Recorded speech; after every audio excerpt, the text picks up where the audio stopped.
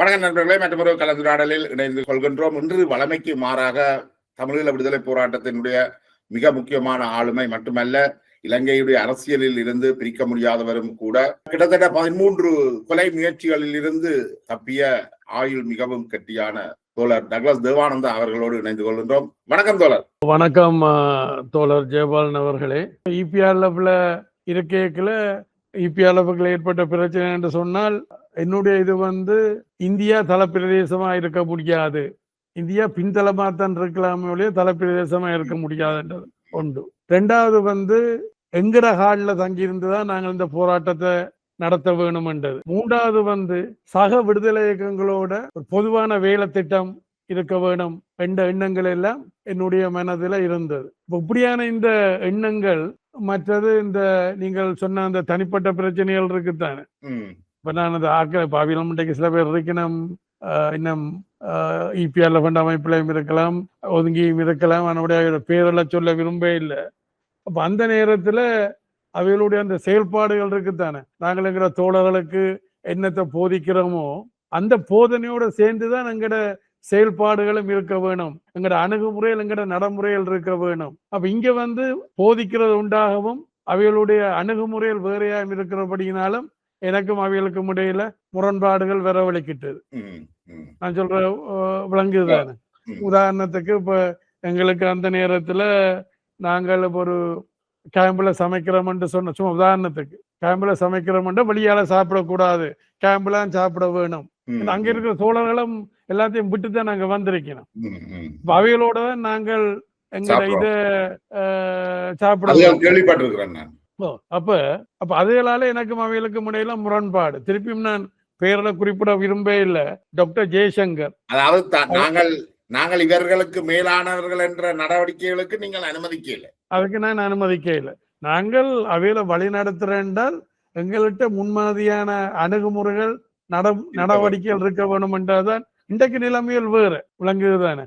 இடையில போட்டு குறுக்குறேன். இந்த அதாவது இந்த புலிகளுடைய முதலாவது இந்த கொமாண்டோ டைப் ஆபரேஷன் கொழும்புல 95ஆம் ஆண்டு என்மையில நடந்தது. அப்ப டிபிஎஸ் ஜெயராஜ் அவர் ஒரு கட்டுரை எழுதுற என்ன நடந்தேன். அப்ப அவர் சொல்றார், அந்த நேரத்துல நான் இடியப்ப கொட்டும் சுடு கோப்பியும் குடிச்சொன்றிருக்கலாம் நடந்தேன். என்ன நெருக்கமாக என்ன தெரிஞ்சாக்களுக்கு தெரியும், நான் தேத்திரி கோப்பி ஒன்றும் குடிக்கிறேன் இல்லை. இப்ப நீங்கள் கூட என்னட்ட வந்த நேரத்துல நீங்கள் அவதானிச்சு பார்த்திருப்பியல், உங்களுக்கு தேத்திரி கோப்பி தந்தாலும் நான் குடிக்கிறேன் இல்லை. ஆனால் சின்ன வயதுல இருந்து அது என்னுடைய ஒரு பழக்கம். மற்ற இடியப்ப கொத்து. அப்ப நாங்கள் அந்த நேரத்துல ஒரு 300 பேருக்கு சமைக்கிறோம் என்றால் 300 பேருக்கும் இடியப்ப கொத்து போட முடியாது. அப்ப நான் கடையிலான் வாங்கணும். இப்ப நான் கடையிலேயே எடுக்கிறே இல்லை. அப்ப அங்க 300 பேரு கொழும்புல என்ன சமைக்கப்படுதோ அதுல ஒரு பங்கு தான் எனக்கும் பெறும். அப்ப உங்களோட இருந்த பலரும் அதை சொல்லிக்கிறோம். அப்ப இந்த இவர் என்ன பேர் இல்ல மற்றவர் வெளிநாட்டு ஜெய்சங்கர் பண்டைக்கு அமைச்சரா இருக்கிறார். அப்ப நான் 90ஆம் ஆண்டு இங்க கொழும்புக்கு வரையக்குல அவர் ஃபர்ஸ்ட் செக்ரட்டரியா இருந்தவர் இங்க ஹை கமிஷன்ல. அவரை சந்திக்கிற நேரத்துல தமிழ் கதை பேர்றானு எங்களோட தமிழ்லாம் நாங்கள் கூட கதைக்கிறார். அப்ப சொல்லுவார், எங்கட ஒரு இபிஆர்எஃப்ல இருக்கிற ஒரு முக்கியமான ஆளை சொல்லி அவர் சொல்லுவாராம். அப்ப அந்த நேரத்துல அந்த ரஞ்சன் விஜயரட்னா தான் அந்த யுத்தத்தை நடத்தினார். அப்ப ரஞ்சன் விஜயரட்னா கேம்புக்கு ஆர்மி கேம்புகளுக்கு போனால் அவர் அவங்களோட கியூல நின்றுதானே அந்த சாப்பாடு எடுத்து சாப்பிடுறாரு. இது மாதிரி தானே டக்ளஸ் சொல்லி இன்றைக்கு அவர் ஒரு இயக்கத்தினுடைய முக்கியஸ்தராக இருக்கிறார். பேரை நான் சொல்ல விரும்ப இல்லை. அவியல் சொன்னதாக எனக்கு ஜெய்சங்கர் இருக்கிறார், இந்திய வெளிவிவகார அமைச்சர், அன்றைக்கு எனக்கு சொன்ன கதைகள் அப்படி சொல்றேன். அப்ப அது என்னுடைய ஒரு இயல்பாக என்னுடைய ஒரு குணாம்சமாக இருந்தது, நடிப்பாக இல்லை. அப்ப நாங்கள் எங்கட கட்சி தோழர், எங்கட கட்சி இயக்க தோழர், அன்றைக்கு இயக்கம் தானே, இன்றைக்குதான் கட்சி. அப்ப எங்கட இயக்க தோழர்களுக்கு நாங்கள் என்னத்தை போதிக்கிறோமோ அல்ல மக்களுக்கு என்னத்தை சொல்றோமோ அதுக்கேற்ற மாதிரி தான் நடைமுறைகள் அணுகுமுறைகள் இருக்க வேணும். அப்ப இதுவும் ஒரு காரணம் இந்த எனக்கு இபிஆர்எஃப்ல வந்த பிரச்சனைகள். மற்ற உதாரணத்துக்கு இன்னொரு உதாரணத்தை முதல்ல சொல்லி போட்டு அப்ப எல்லா இயக்கங்களுக்கும் இந்தியா பயிற்சி கொடுத்தது. இப்ப நீங்கள் போனதற்கு தானே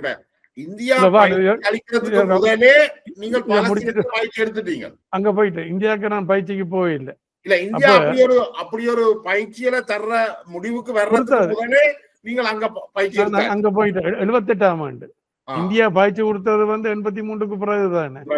இது 78ஆம் ஆண்டு 78லயும் போனேன். பிறகு ஜெயில் பிரேக்கால வந்து இபிஆர்ல அப்படி ஒரு டீமையும் கூட்டிட்டு போனேன். ஒரு 15 பேர் ஆம்பளைகள் பொம்பளைகள் 15 பேரை கூட்டிட்டு போனார். இல்ல சொல்ல இப்ப இந்தியாவுக்கு ஒரு பயம் இருந்ததா? இப்ப சரி சொல்லவா பயிற்சி எடுக்கிற பொழுது தானா தலையிடணும் ஒரு பயம் இருந்ததா இந்தியாவுக்கு? நான் என்னத்தை சொல்ல வரேன் என்றால் இபிஆர்ல உள்ளுக்கு ஏற்பட்ட முரண்பாடுகள். அப்ப நான் சொல்றது வந்து இப்ப இயக்க தோழர்களுக்கு வகுப்புகள் எடுக்கிறேன்னு சொன்னால் அவைகளோட ஒண்டா வாழ்ந்துதான் அந்த வகுப்புகள் எடுக்க வேணும். நீங்கள் ஒரு விசிட்டிங் லெக்சர்ஸ் மாதிரி வந்து போனால் அது முரண்படும். விளங்குதுதானே? அங்க அவைகளுடைய அங்க அந்த கேம்ப் வாழ்க்கைக்கும் ஒரு விசிட்டிங் லெக்சரரா வந்து அவைகளுக்கு போதனை செய்யல அது முரண்படும். அப்ப அதுக்கு நான் விடுறதில்லை. அங்க வாழ்ந்து கொண்டுதான் அந்த கேம்ப் வாழ்க்கை வாழ்ந்து கொண்டுதான் அவைகளுக்கு வகுப்பெடுக்க வேணும் என்று சொல்லி அது ஒரு முரண்பாடு வந்தது. இன்னொன்று பயிற்சி. இப்ப பயிற்சி எடுத்துக்கொண்டால் இப்ப நீங்க தமிழ்நாட்டில இருந்து இருக்கிறீங்களா? தமிழ்நாட்டுல அந்த சிறிது காலம் இருந்திருக்கிறேன். அந்த மேம்பாலம் இருக்குத்தானே, அந்த மேம்பாலங்கள் இருக்குத்தானே. அப்ப இந்தியாக்காரன் பயிற்சி கொடுக்கல அவன் என்ன அந்த மேம்பாலத்தை என்ன மாதிரி தகர்க்கலாம் அல்ல என்ன மாதிரி அதை பாதுகாக்கலாம்ன்றதான் அவன் பயிற்சி கொடுப்பான். ஆனா எங்களுக்கு இங்க என்ன 4-5 பேர் குந்துற மதகுகள்லாம் இருக்குது. அப்ப அந்த அந்த அந்த அந்த வகுப்பு அந்த அந்த பாடம் எடுக்கல நீங்கள் அதை எடுக்க நான் விட மாட்டேன். எங்கட உள்ளூருக்கு ஏற்ற வகையில தான் அதை நாங்கள் மாற்றி அமைக்க வேணும். நான் தான் முதல் இபிஆர்ல நான் தான் இபிஆர் எல்லா இயக்கங்களுக்குள்ளேயும் முதல் நான் தான் பண வடடிகளுக்கு கீழே பண கூடலுக்கு கீழே பயிற்சியை தொடங்கினது. மாங்கூடலுக்குள்ள பயிற்சியை நான் தான் முதல் தொடங்கினேன். வேற எந்த இயக்கமும் இல்லை. புலிகள் உட்பட எல்லாரும் வந்து பயிற்சியில வந்து காடுகளுக்கெல்லாம் வச்சிருந்தவர்.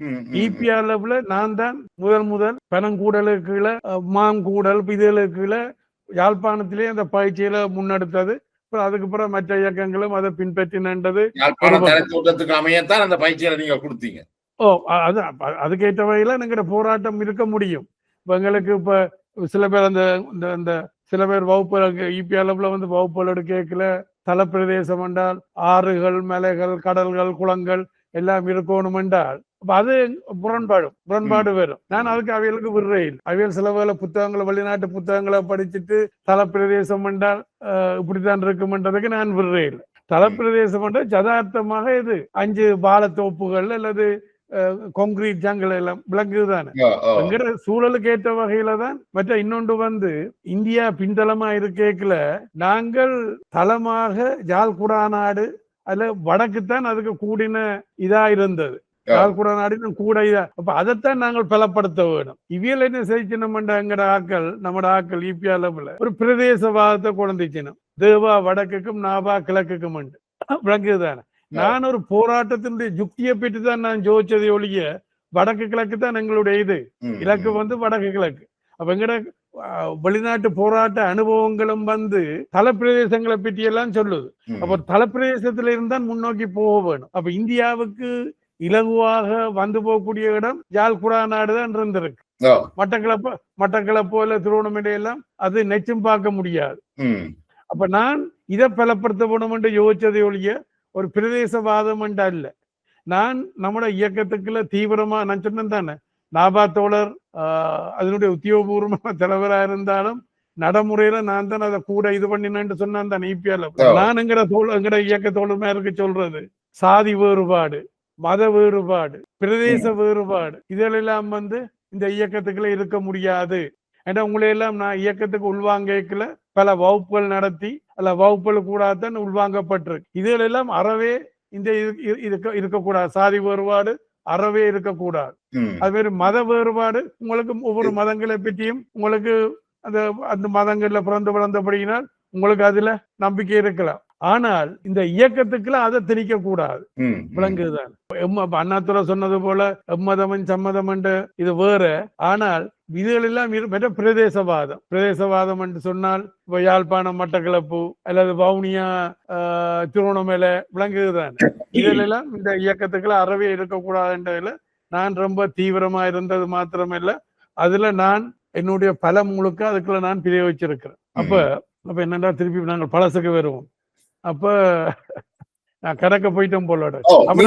எப்ப பிடிபட்டு நீங்கள் இங்க வந்தா பிறகு 80ஆம் ஆண்டு அதாவது முதல் வந்து திருக்கோயில் வங்கி கொள்ளை ஒன்றுல ஈடுபட்டது முதல் மட்டக்களப்புல இது அங்க அம்பாறையில் திருக்கோயில் அம்பாறையில் அங்க ஈடுபட்ட நாங்கள் இப்ப கிழக்கு மாகாணத்திலேயும் நாங்கள் எங்களுடைய இயக்க நடவடிக்கைகளை விஸ்தரிச்சிருந்த நாங்கள். அப்ப அதுல வந்து என்னுடைய அந்த மனித நேயம் அதுகள் வந்து அந்த நடவடிக்கைய வெற்றிகரமாக கொண்டு போக விட இல்லை. அதுல நான் பிடிபட வேண்டி வந்துட்டது.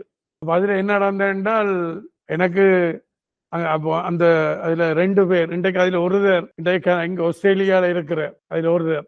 அப்ப அவருக்கு அந்த இடமெல்லாம் பரீட்சம். மற்ற 2 பேரும் கிழக்கு அந்த கல்முனையை சேர்ந்தார்கள். அவைகளுக்கும் அந்த இடம் பரீட்சம். அப்ப திட்டம் என்னன்னு சொன்னால் அந்த காசோட நான் இடையில மோட்டார் சைக்கிள் நிற்கும் அதுல போறதான் அந்த திட்டம். அப்ப பின்னால அந்த பேங்க் மேனேஜரும் ஒரு பிஹெச்ஐயும் அவைகளுக்கு தெரிய இயக்கம் தான் கலவெடுத்தேன். இயக்கம் வந்திருக்க மாட்டேன். தனியாக்கலன்ட்டு பின்னால கல்லர் சத்தம் போட்டு கொண்டு வந்தவர். அப்ப எங்கட ஆக்கள் அவையில சுடுறதுக்கு பல தடவை நான் விடையே இல்லை. நான் சொன்னேன் என்னுடைய மனிதநேயம்.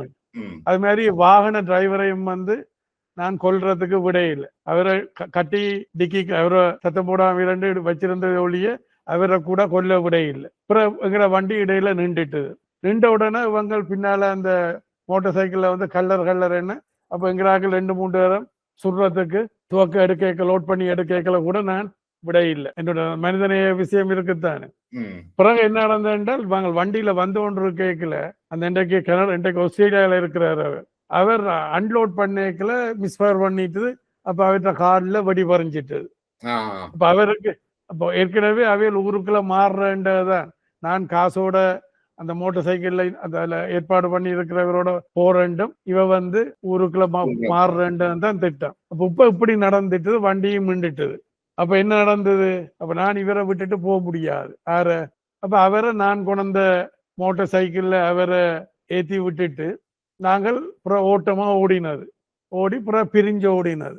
பிரிஞ்ச எல்லாரும் பிரிஞ்சு போக சொல்லி தப்புறாக்கள் தப்பட்டும். அப்ப மற்றாக்கள் பிடிபட்டுட்டும் எனக்கு தெரியாது. அப்ப நானும் ஒரு வீட்டுக்கு பின்னால உள்ளுக்கு ஒழிச்சிருந்துட்டு வெளியாட வரைக்கல அந்த வீட்டு பிள்ளை சத்தம் போட ஒழிக்கிட்டு ஊராக்கள் எல்லாம் கூடி என்ன பிடிச்சு மரத்துல கட்டியாச்சு. மரத்துல கட்டி எனக்கு அடிக்க ஒழிக்கிட்டவன் கல்லர் நினைச்சு கொண்டுதான். அப்ப அதுல பயமும் இருந்தது. என் உடல் நிலைமை உடல் வாகாத எல்லாத்தையும் பயமும் இருந்தது. பிறகு போலீஸ் வந்து பிடிச்சு கொண்டு போனது. அதுலதான் நான் முதல் பிடிபட்டது. நான் பெயில்ல கூட வந்துட்டேன். வந்து அடுத்த ரொபரிக்கு அடுத்த ஒரு பேங்க் இதுக்கு நான் தயார் பண்ணி கொண்டு இருந்தேன். அதுக்கு இடையில அந்த திருக்கோயிலுக்கு போக முந்தி சவளக்கடை என்று ஒன்று இருக்குது. சவளக்கடை அங்கதான் ஆசியாவினுடைய ஒரு பெரிய நெற்களஞ்சியம் இருக்குது. அப்ப அங்க சம்பள காசு வரும், அதை எடுப்போம் ரெண்டுட்டு நாங்கள் தயாரா நிக்கிறோம். ஒரு போக்கொண்டுல தயாரா நிக்கிறோம். போலீஸ்காரனோட வருகுது, காசு வருகுது. அதுலயே நான் மெனத்தை மாத்தி கொண்டது என்ன, இப்ப நாங்கள் காசு எடுத்தால் அங்க தொழிலாளர்களுக்கு சம்பளம் போகாது, அரசாங்கம் கொடுக்க போறது இல்லை. அப்ப அவைய கஷ்டப்படுவினோம் ரெண்டுட்டு அதுலயே கண்ணுக்கு தெரியுது போலீஸோட காசு வந்து கொண்டு இருக்குது வாகனத்துல. அப்ப நாங்கள் நிக்கிற இடத்துல அந்த என்ன ஒரு போக் மாதிரி ஒரு சின்ன ஒரு பாலம் மதவு மாதிரி இருக்கு, அதுல சுட்டு அந்த காசை எடுத்து கொண்டு போறதுதான். அப்ப அதுல வச்சு மெனத்தை மாத்திட்டு தான் பிறகு நான் இதுக்கு போனதுங்க. அப்ப இந்த வீட்டுல நம்மளோட தகப்பனார் பெரிய தகப்பனார் வழக்கு பேசல அந்த வழக்குல வேண்டதால நீங்கள் அந்த குத்து விளக்கு பார்த்திருப்பீர்கள். அப்புறம் அந்த குத்து விளக்கு நான் திருப்பி குழம்புக்கு வந்து பெரிய ஒரு குத்து விளக்கு ஒன்றுக்கு முன்னால நீங்க பார்த்திருப்பீங்க. அந்த குத்து விளக்க வித்து போட்டுதான் காசை எடுத்து அடுத்த ஆபரேஷனுக்கு தான் தயார்படுத்துவோம் யோசிச்சது. அந்த நேரத்துல இபிஆர்எஃப்னுடைய 2ஆம் கட்டத்துல போன இளங்கோ, இயக்க பேர் ரஞ்சித், அவற்ற சொந்த பேர் இளங்கோ, களவாஞ்சிக்குடியை சேர்ந்தவர். அவரும் 2ஆம் கட்டத்துல வந்து ஈரோசால லெபனானுக்கு பயிற்சிக்கு போயிட்டு வந்திருந்தவர். அப்ப அவரையும் என்னோட கொழும்புல கூட்டி கொண்டு வச்சிருந்து அவருக்கு நான் சொன்னேன், போலீஸ் பாயலாம், இந்த நேரம் பாயலாம், பாஞ்சால் நீங்கள் என்ன தெரிஞ்ச மாதிரி சொல்ல வேண்டாம், நீங்கள் என்ன கதைக்க வேணுமென்றதை நான் அவருக்கு சொல்லி வச்சது. அப்போ அவர் அப்போ போலீஸ்காரன் வந்து அவர் பேண்ட ஏதோ பிடிச்சோண்டு போயிட்டான். பிடிச்சோண்டு போயிட்டு விசாரிச்சு போட்டு ஆளை விட்டுட்டான்.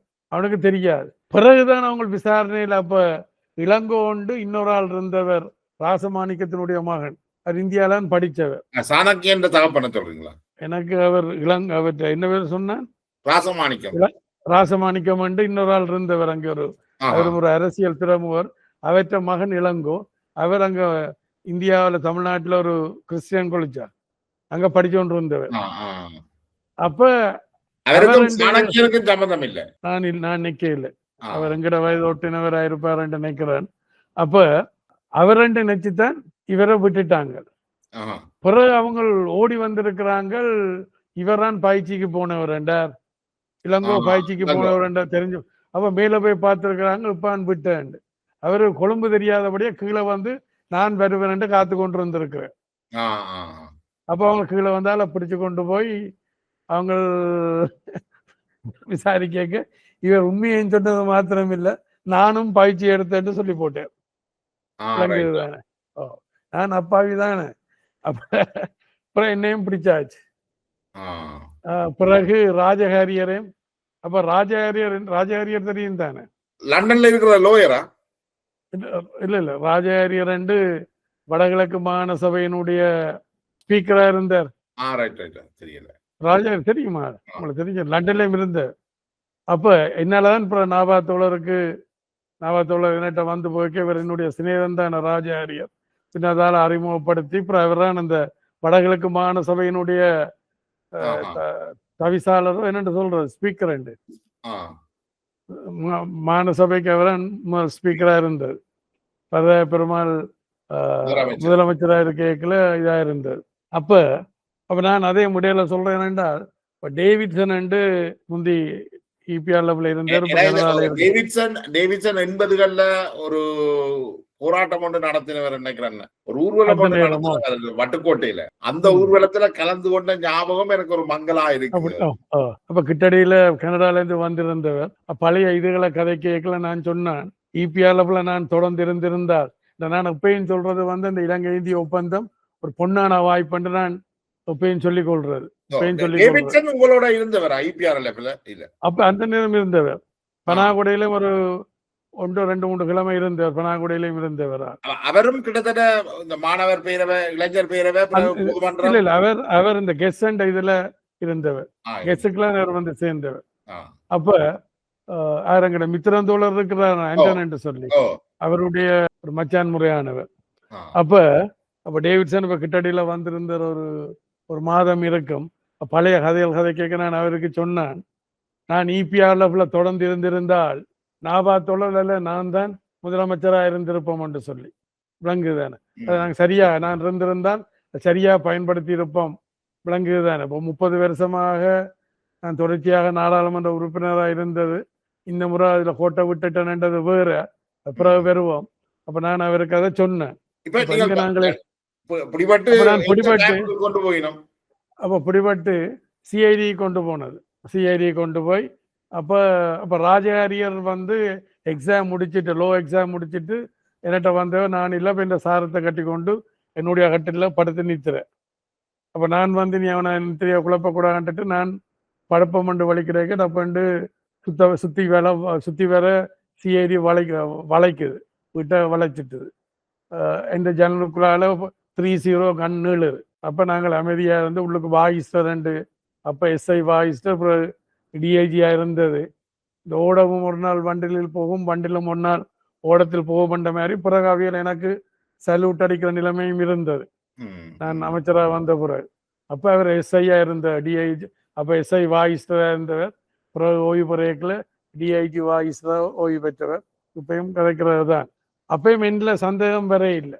அப்ப தச்சேரா அந்த செல்ஃப்ல இருந்து கட்டில ஒரு கடிதம் ஒன்று விழுகுது. அப்ப ஒன்று எடுத்து பார்க்கிறான், என்ன கடிதம் உண்டு. அப்ப என்னுடைய வக்கீல் குமாரலிங்கம், அவர் கல்முனையை சேர்ந்தவர். குமாரலிங்கம் வக்கீல் போலீஸுக்கு கடிதம், வெள்ளவத்த போலீஸுக்கு கடிதம் எழுதுறார். இவர் கிழமைக்கு ஒருக்கா இங்க சைன் பண்ணுவார். இவங்க அப்போ கடிதத்தை பார்த்துட்டு என்னையும் பார்த்தேன்.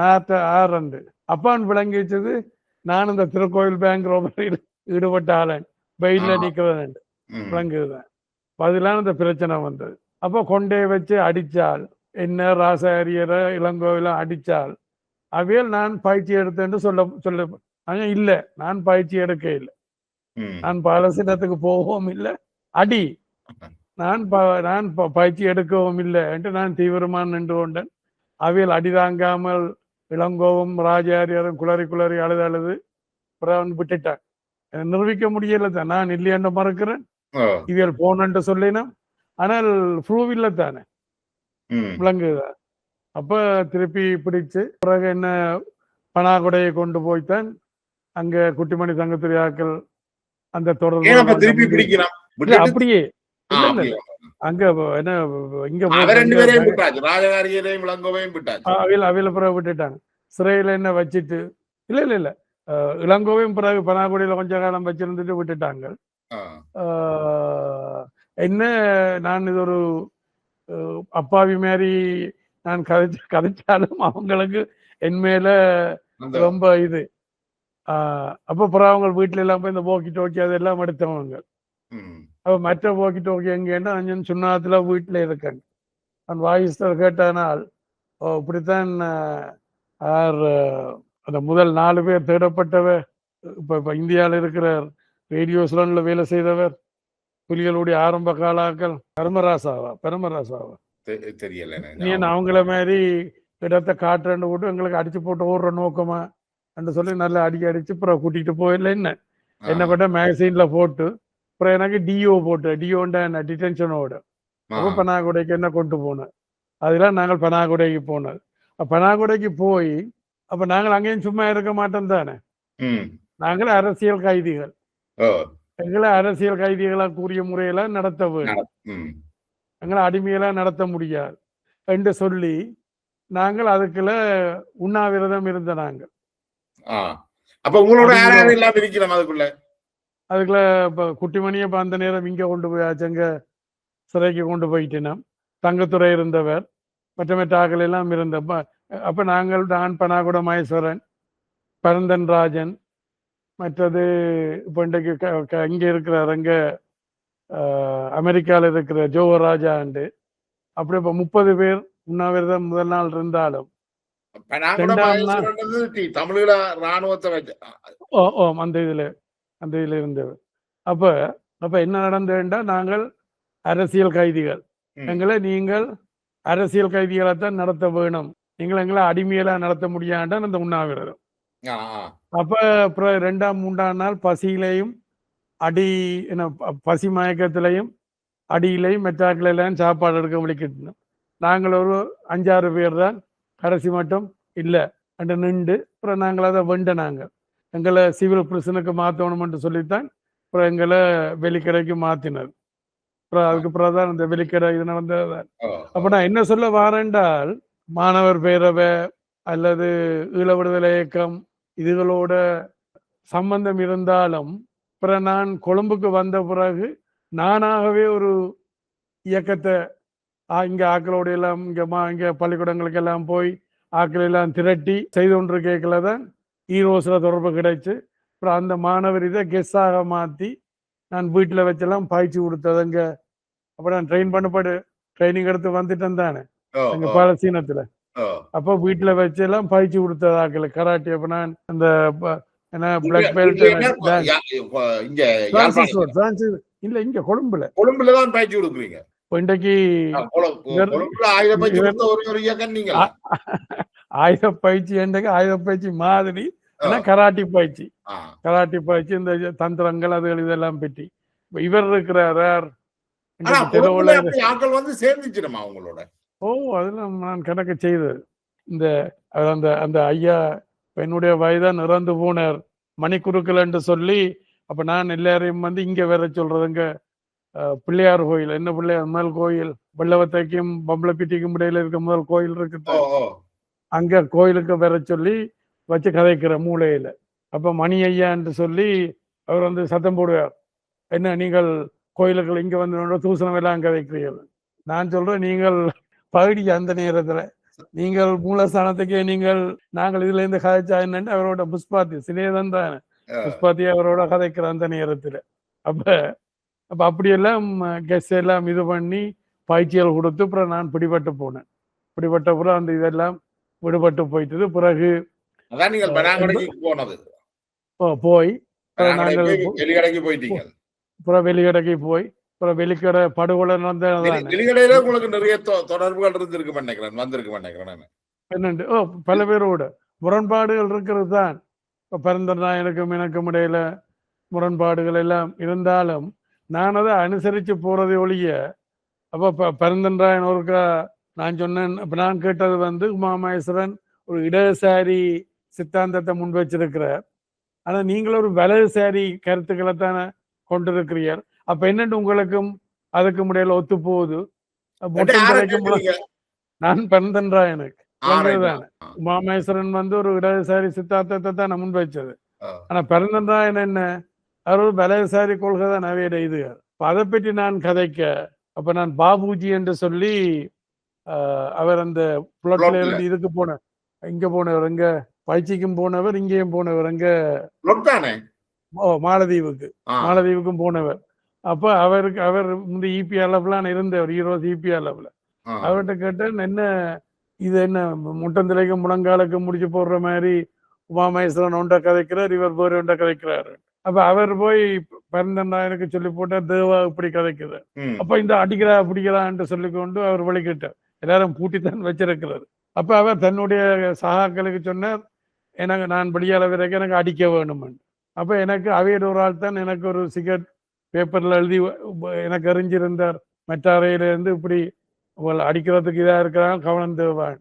அவையோட அந்த கிளிநொச்சி பேங்க்ல ராசரத்தினம் அந்த பேங்க்ல வேலை செய்தவர் போல தகவல் கொடுத்ததுல அவரும் ஒரு ஆள், எங்க பேங்க் தகவல் கொடுத்ததுல அவர் எனக்கு தேவா அப்படி இவங்களை அடிக்கிறதுக்கு தெரியுறாங்க, கவனம். அப்ப நான் என்னுடைய பக்கெட்டையும் தூக்கொண்டு போனேன். எல்லாரும் கப் ஷீப் ஒன்றும் கிட்டவே வர இல்லையாக்கு, சுமார் கதைக்கு சொல்றேன். அப்ப உள்ளுக்கும் அந்த முரண்பாடுகள் இருந்தாலும், அதாவது பரந்தன்ராயனுக்கு நடக்க முடியாது. பிறகு ஜெயில் பிரேக்லையும் திருப்பியும் கால் பழுதா போச்சு.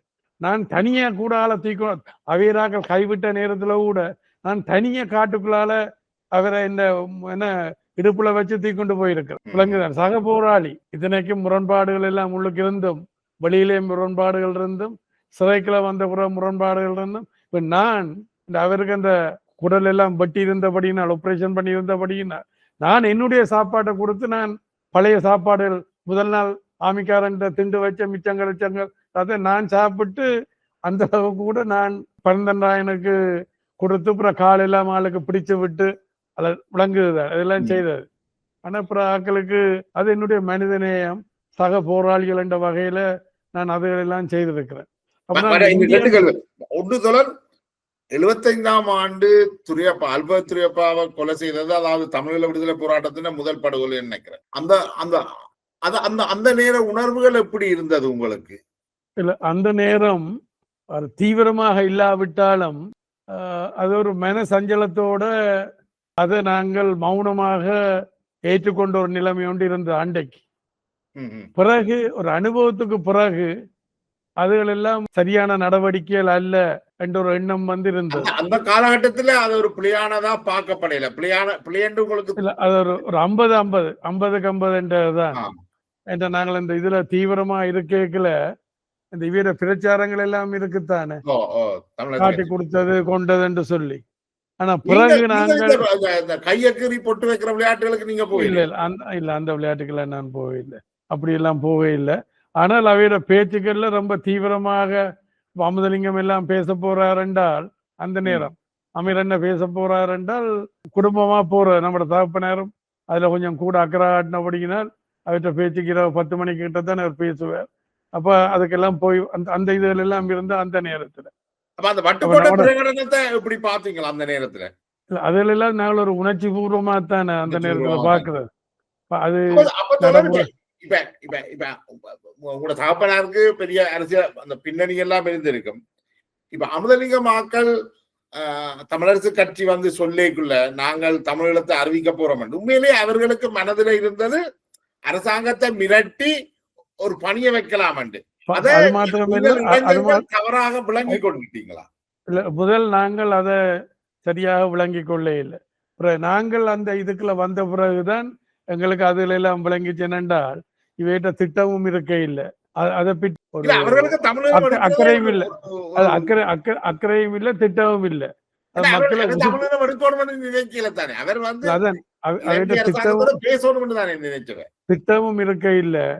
உசுப்பேத்தி வாக்குகளை அபகரிக்கிறது தான் அவையில நோக்கமா இருந்திருக்க ஒழிய அதை அடைய வேணும் அல்லது அதை பயன்படுத்தி பிரச்சனைகளை தீர்க்க வேணும் என்ற எண்ணங்கள் அவைகளுக்கு இருந்த மாதிரி எனக்கு படையில்லை. பிறகு நாங்கள் அந்த இதுக்கு அந்த இடத்துக்கு வந்த பிறகு நாங்கள் நான் இங்க போய் பயிற்சிக்கு போயிட்டு எல்லாம் வந்த பிறகு வெளிநாட்டு அனுபவங்களோடையும் உள்நாட்டு அனுபவங்களோடையும் அது அவையில் அதை சரியாக அணுக இல்லை என்ற ஒரு இது எங்களுக்கு வந்து இருந்தாலும் அவை கொல்லப்பட வேணும் என்று நான் யோசிக்கல. இது அமீரண்யோ இல்லாட்டால் ஆளாள சுந்தரமோ அதுகளை கொல்லப்பட வேணும். அப்ப நான் அந்த இபிஆர்எஃப்களை எனக்கு வந்த முரண்பாடுகளை பற்றி சொன்னேன் தானே.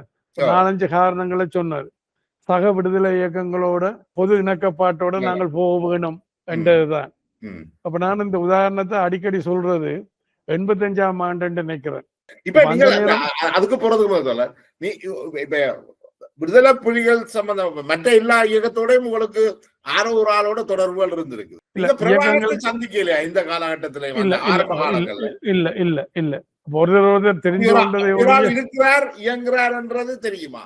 இல்ல அதுகளெல்லாம் தெரியும், அதெல்லாம் தெரியும். ஆனால் அந்த சந்திப்புகள் ஒருத்தர் தெரிஞ்சு கொண்டிருக்கலாமே ஒழிய நேரடியான பரிச்சயம் இல்லை. அப்ப அதுல வந்து இந்த காலகட்டத்திலையும் அவரை சந்திக்கல. 1-2 நேரம் சந்திச்சது. எம்ஜிஆர் இயக்கங்களை கூப்பிட்டு கதை கேட்கல அந்த நேரங்கள்லாம் சந்திச்சது ஒழிய மற்றபடி வேற இடங்கள்ல உரையாடல் ஒன்று நடக்கல. அப்படி இல்லை. ஆனால் தூதுகள் விட்டு கொண்டிருந்தது. இப்ப நான் அங்க சூளமேடு ஜெயில இருக்கல இந்த சங்கர் இல்ல சொர்ணலிங்கத்தை 2 நேரம் அனுப்பினது தங்களோட சேர சொல்லி. அதுபோல பிறகு நான் அந்த இந்தியாவுக்கு 86 நடுப்பகுதியில போனான் தான். இந்தியாவுக்கு போய்க்கல நான் போனதுக்கு காரணம் ஒன்று இபிஆர்எஃப்கள் இருக்கக்கூடிய உள் முரண்பாடுகளை ஒரு பேச்சுவார்த்தை மற்றது ஒரு இந்த வேலை திட்டம் எது பேச்சுவார்த்தை கூட ஒரு பொது வேலை திட்டத்துக்குள்ள போகணும்ன்றது இபிஆர்எஃப். அதாவது இபிஆர்எஃப் மத்திய கமிட்டி எனக்கு முழு ஒத்துழைப்பு தந்தால் புலிகளை இல்லாமல் பண்ணணுமென்ற இல்லை, புலிகளுக்கு விளங்குற பாசையில பேசி என்னால அவைகளோட ஒரு இணக்கப்பாட்டுக்கு அவையில கொண்டு முடியும் என்று ஒரு நம்பிக்கையில. இது 86 இந்தியாவுக்கு போனதுக்குரிய காரணம். இபிஆர்எஃப்க்கு முள் முரண்பாடுகள் வந்துட்டு தானே. அப்ப எனக்கு மற்ற இயக்கங்கள் பிரச்சனைகளை தீர்த்த மாதிரி என்னால இலகுவா தீர்த்திருக்க முடியும். நான் இபிஆர்எஃப்ல 2 பேரை கொண்டு முக்கியமான 2 பேரை சுட்டு போட்டு நான் ரோவுக்கு சொன்ன RAW ரோக்காரனுக்கு சொன்னார் நான் தான் தலைவர் என்றால் எனக்கு ஆயுதம் அனுப்பிட்டு போறேன். அப்படி இப்ப சொல்றதே நான் வெக்கம் என்று நினைக்கிறேன். அப்படி நான் சொல்றதே நான் ஒரு வெக்கமாக உட்படுகொலை நடக்காத ஒரு இயக்கமாக இருந்ததோ. அப்ப நான் இருக்க மட்டும் அதுக்கு எந்த இடமும் கொடுக்க இல்லை. விளங்குதான் உட்கொலைக்கு இடம் கொடுக்க இல்லை, மற்ற இயக்கங்களோட மோதலுக்கு இடம் கொடுக்க இல்லை, பேச்சுவார்த்தை கூடாதான் நான் தீர்க்க வேணும். அப்ப நான் இந்தியாவுக்கு போனதுக்கு காரணம் காலகட்டத்திலேயே பிளாட்டுக்குள்ளேயும் விடுதலை புலிகளுக்குள்ளேயும் நிறைய உட்படுகொலைகள் நடந்துட்டு நினைக்கிறேன். எல்லாம் நடந்து கொண்டு இருந்ததுதான். அப்ப டெலோவுக்குள்ளேயும் நடந்திருக்கு. டெலோவுக்குள்ளேயும் இல்ல இப்ப கிட்டடியில அந்த டேவிட் ஐயான்னு சொல்லி ஒரு இறந்து போனார். அவற்ற ஒரு இது ஒன்று வந்திருக்குது. இப்ப நூல்ல ரோஸ் எனக்கு சொன்ன வேண்டும் பிளாட்ல ஏதோ 200 பேர் அங்க கொல்லப்பட்ட வேண்டும் அங்க ரோஸ் சொன்னா அவற்றது நூல்ல இருக்கு. புலிகள்ல வந்து 40 பேர் என்ன வேண்டும், டெலோல 80 பேர் என்னண்டும் இபிஆர்எஃப்லயும் ஈரோஸ்லயும் ஒன்றும் நடக்க இல்லை என்று. அப்ப ஈரோஸை விடுவோமே, இபிஆர்எஃப்ல நான் இருக்க மட்டும் நான் அதுக்கு இடம் கொடுக்கவே இல்லை சொல்ல விளங்குதுதான். அதுக்கு இடம் கொடுக்கல. அப்ப நான் போனதுக்கு காரணம் இந்தியாவுக்கு ஒன்று இபிஆர்எஃப்னுடைய சக தலைமைகளோட கதைச்சு பிரச்சனைகளுக்கு பொது வேலை திட்டத்துக்கு அவையில கொண்டு வர்றது. அடுத்து 2வது வந்து பிரபான் உள்ளடங்களாக ஏனைய இயக்க முக்கியஸ்தர் எல்லாம் அங்க இருக்கிறபடியினால் அவைகளோடையும் கதைச்சு ஒரு பொது வேலை திட்டத்தை கொண்டு வர்றது. மற்றது ஆயுதங்கள் கொள்வனவு செய்யறது, மற்ற ரோகாரனோட கதைச்சு போராட்டங்களை பற்றி கதைக்கிறது தான் என்னுடைய நோக்கமாக இருந்தது. அப்ப இபிஆர்எஃப்ல அந்த முயற்சி கைகூடுற மாதிரி கைகூடுற மாதிரி தெரியல, இழுபறியில இருக்குது. அதே நேரத்துல பிரபானோட கதைக்கிறதுக்கு நான் நேரம் பொருத்திட்டேன். பிரபானோட கதைக்கிறதுக்கு நேரம் பொருத்தியாச்சு. அப்ப நாவாத்தோழரை கேட்டால் சொல்லிவிட்டேன், இல்லை நான் வரையில என்ன சொல்லி நான் சுரேஷ் பிரேமச்சந்திரன், வரதராய பெருமாள் அந்த கூட்ட குறிப்பு எழுதுறதுக்கு நான் அந்த அப்போ ஒரு பேர் சொன்னான், காரதீவை சேர்ந்தவர் வடகிழக்கு மாநசபையினுடைய வடகிழக்கு மாநசபை வடகிழக்கு மாநசபையினுடைய நிதி பொறுப்பாளர், நிதி அமைச்சர் என்று சொல்லி கிருபா அவரை கூட்ட குறிப்பு கூட்டிட்டு போனேன். அப்ப இந்த உபலாவிருந்தான் போறோம் ஒரு வாகனத்துல போய்க்கல. உள்ளுக்கு எங்களுக்கு இடையில சில முரண்பாடு. அங்க போனால் எங்களை அன்றைக்கு இப்படி ஒரு பெரிய மேசை மாதிரி நாங்கள் வாசல் பக்கம், அங்கால பிரபாரன் வரையில தலைவருக்கு தலைவர் தானே, இபிஎல்எஃபினுடைய தலைவர் நாபாத்தோழர் வராதபடியா அங்கால பிரபாரன் வரையில், அங்கால பாலசிங்கம், யோகி, திலகர், இந்த 3 பேரும். அதில் மேசைக்கு அங்கால அவையோட உள்ளற பக்கம், நாங்கள் வெளி பக்கம், வெளி அற பக்கம், வெளி கதவு பக்கம் இங்கால. அப்ப 2 தரப்புக்கும் தத்துவ வித்தகத்தனம். இவியல் பந்தறிய அவியல் அடிக்கிறது, அவியல் பந்தறிய இவியல் அடிக்கிறது, தத்துவ வித்தகத்தனம், வாத பிரதிவாதங்கள், தர்க்கங்கள். அப்ப நான் ஒரு 15-20 நிமிஷத்தால் எழுப்பி சொன்னேன், நீங்கள் இங்க 2 தரப்பும் மூக்கு முட்டை விழுங்கிட்டு குதியங்குத்துவியல், அடிபட்டு சாகிறது சாதாரண மக்களுடைய பிள்ளைகளும் பொதுமக்களும் தான் பாதிக்கப்பட போயினோம். எங்களோட போராட்டம் தான் பின்னடைவுக்கு போகுது என்று சொல்லிக்கொண்டு நான் எழுப்பினதோட பேச்சுவார்த்தை அதோட முடிஞ்சது. இதான் நடந்தது. பிறகு நான் சூளமேட்டு பிரச்சனையில மாட்டுப்பட்டது. உண்மையா சூளமேட்டுக்கும் எனக்கும் நேரடி சம்பந்தம் இல்லை. ஆனா நான் ஒரு தார்மீக பொறுப்பெடுக்கிறேன். அப்ப எனக்கு அந்த செய்தி இப்படி பிரச்சனையாமண்டு நான் அங்க போய்க்கல. அங்க சுரேஷ் பிரேமச்சந்திரன், வரதராய பெருமாள், சோமு ஜெயக்கொடி, மற்றது ஞானம் கனடால் இருக்கிறார், மற்றது அப்படி இவரெல்லாம் அங்க இருக்கணும். அப்ப நானும் அவையில மாதிரி கூட்டத்தோட கூட்டமா நிக்கலாம். ஆனா நான் இந்த பொறுப்புகளை சுமக்கிற, நான் தார்மீக பொறுப்பு எடுக்கிறான்ற வகையில நான் அங்க முன்னுக்கு போறேன். நான் மக்களோட அந்த கேம்ப்ல இருந்த ஆட்களுக்கு பிரச்சனை வந்துடுது. இல்ல அது என்ன நடந்த சொல்றது, என்ன நடந்தேன். அப்ப என்ன நடந்தால், எங்களுடைய ஆட்கள் இதுக்கு போன பிரச்சாரத்துக்கு போயிட்டு வந்தோன்றது அந்த கேம்ப்ல ஆபீஸ்ல சாப்பிட்றதுக்கு 2 மணி இருக்கும். அப்ப ஏற்கனவே உள்ளியக்க பிரச்சனை காரணமாக என்ன திரும்பி இலங்கைக்கு என்னுடைய குணாம்சம் அவர்களுக்கு தெரியும் தானே, நான் ஒரு டைப்பான ஆள் தானே. அப்ப என்னுடைய குணாம்சத்தை தெரிஞ்சு கொண்டு என்ன அங்க மாட்டி விடுறதுக்காண்டி அங்கே 5 ரூபா 10 ரூபா கொடுத்தால் தனியை போட்டுட்டு பிளேட்டோடையும் சைக்கிள் சின்னோடையும் வரக்கூடிய சூழல்லாம் அங்க இருந்தது. அப்போ ஆக்களை செட் பண்ணி விட்டது. அப்ப இவியல் எங்கட ஆக்கள் சாப்பாட்டுக்கு வந்தோன்றிருக்க மத்தியானம் 2 மணி. அன்றைக்கு தீபாவளி திருநாள். எல்லாரும் குடிச்சு போட்டான்னு இருப்பாங்க. அப்ப எங்களாக சாப்பாட்டுக்கு வந்தோன்றிருக்க இவங்க இப்படி இந்த ஓட்டோவை சுத்தவர நின்றவங்க வீம்புக்கு விழுற மாதிரி இப்படி பின்னால இவளுக்கு மேல விழ இவள் இப்படியே தள்ளி விட்டார். இவள் இளமாக்கல்லானே பண்ண வீம்புக்கு விழுறான்ட்டு அது இயல்பா வெறுந்தானே. அப்ப டே இஸ்லோன்காரன் நடிக்கிறான்ட்டு உள்ளுக்கு இருந்த கொண்ட போத்தல், அந்த பொல்லு, பிளேட் அதெல்லாம் எடுக்க இவளுக்கு எல்லாம் வெட்டு காயங்கள். அப்ப காயங்களோட ரத்த காயங்களோட உள்ளுக்கு ஓடி வேற ஆபீஸுக்கு வேற. ஆபீஸ்ல இருக்கிறாங்களே என்ன யோசிச்சினோம், பெரிய ஆபத்து வந்துட்டுது, அவையல் புலியோ யாரோட்டான் யோசிச்சிருப்பினோம் விளங்குத. அவையல் உள்ளுக்கு இருந்த ஆயுதங்களை எடுத்துக்கொண்டு வெளியால வந்திருக்கணும். அப்ப மேலுக்கு சுற்றிருக்கணும் போல எடுக்கும், மேலுக்கோ கீழுக்கு அங்கேயோ சுற்றிருக்கணும். இதான் புற அறிஞ்ச கதைகள். அப்ப அவியல் என்ன சுணுங்கடா பாப்பம் வந்துட்டு சுலகோட வார வெறும் என்ன கார்ட்போர்ட் இந்த பேப்பர் மட்டும் இருக்குத்தானே, அப்படி அவியல் வெறியினம் விளங்குதானே. அப்ப என்ன அப்ப அங்க இந்திய சினிமாவில் சுட்டால் அப்படி கதாநாயகன் இப்படி கையை தூக்குவார், இதுக்கு மேல கொண்டு போவோம். அதுல எப்படி குனிவர் மேலும் எல்லாம் காலத்துக்கு வேறு கால அப்படித்தான் அவியல் பழகின அவியலுக்கு தெரியாதானே. அப்ப எங்கேயோ ஏதோ ஒரு இழுபறியில் யாரோ வந்து துவக்க பிடிச்ச இழுபறியில ஏதோ ஒன்று பறிஞ்சிட்டுது. இதெல்லாம் நான் அங்க போக முந்தி அந்த ஸ்பாட்டுக்கு போக முந்தி நடந்து முடிஞ்ச விஷயங்கள் எனக்கு அது தெரியாது. அப்ப ஸ்லோன்காரன் அடிக்கிற அன்றைக்கெல்லாம் தண்ணியெல்லாம் நிரப்பினோம். தீபாவளி தானே மத்தியானம் இல்லை எல்லாம் தண்ணியில பேர் தண்ணியெல்லாம் நிரப்பினோம். அப்ப இதான் நடந்தது. அப்ப நான் போய் எங்க ஆக்களை இபிஎல்ல பார்க்கல உள்ளுக்கு சொல்லி போட்டு இவையில கும்பிட்டு கொண்டு உங்களுக்கு தெரியும் நான் எப்பயும் இடுப்புல 2 பிஸ்டலோட அண்டைக்கு போயிடல அண்டைக்கு திரிகிறாள். அப்ப நான் ஒருத்தன் ஓடி வந்து ஒரு செங்கல் எல்லாம் அடிச்சு விட்டான் முகத்துக்கு. முன்பல்ல உடைஞ்சு 2 பல்லும் உடைஞ்சிட்டு விழுந்துட்டு. அப்படி இருந்தும் நான் பொறுங்க ரெண்டு இது பண்ணி கொண்டு எங்கடாக்கள் எல்லாரையும் உள்ளுக்கு போச்சில்ல. இவையோ கேட்கிற மாதிரி இல்லை.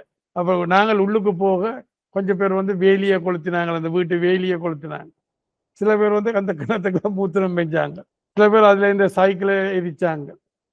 அப்ப நாங்கள் பூரா மேலுக்கு அவங்க அந்த கொத்தி மேல் பிளட்டை கொத்தி அதுக்குள்ள கொத்துறாங்களே அதுக்குள்ள ஏதாவது பெட்ரோல் ஊத்த போறாங்க. அதுக்கப்புறம் நான் சொன்னது நாங்கள் வெளியால பக்கத்துல மொட்டை மாடி இருக்கு, எல்லாரும் அதுல போய் ஏறி நின்று மக்களோட கதைப்போம். இதான் நடந்தது. விளங்குது தானே. அதுக்கு புறான் டிஜிபி ஸ்ரீபால் வந்து மற்றது கமிஷனர் தேவாரம் அப்படி எல்லாம் வந்தவன். விளங்குது. அப்ப எனக்கும் அதுக்கும் நேரடியான சம்பந்தம் இல்லை. ஆனா நான் தார்மீக பொறுப்பெடுக்கிறேன். அந்த சம்பவம் நடந்து முடிஞ்ச ஒரு ஆஸ்பத்திரிக்கும் கொண்டு போயிட்டேன். அது எனக்கு தெரியாது. இதெல்லாம் நான் வர முந்தி நடந்து முடிஞ்ச பிரச்சனை.